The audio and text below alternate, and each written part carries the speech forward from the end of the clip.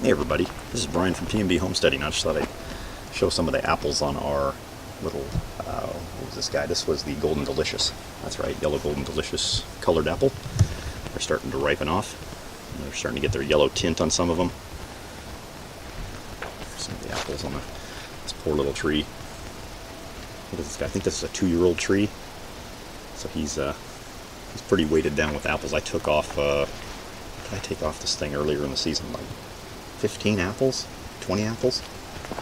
I just cut them off because they were so small, but it was weighing down the limbs. You can see that there are, I don't use any kind of pesticides or any of that kind of crap on my trees. I like to keep everything natural, so the apples do have some spots on them. I don't worry about that. They're pretty, overall they're pretty,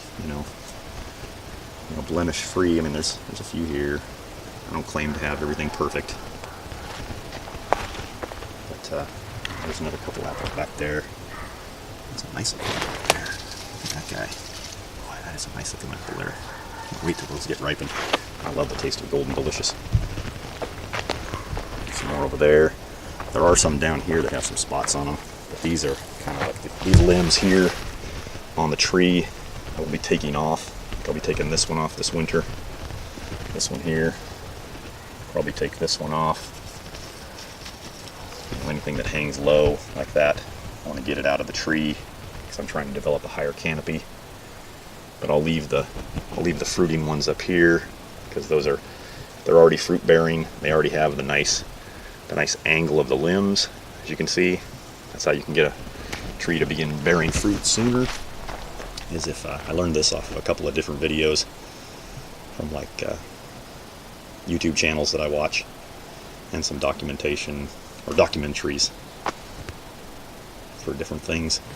That if you want to have a tree that grows fruit, you want to have the arms angled sideways, so that way the fruit tree thinks, okay, these limbs are ready to bear.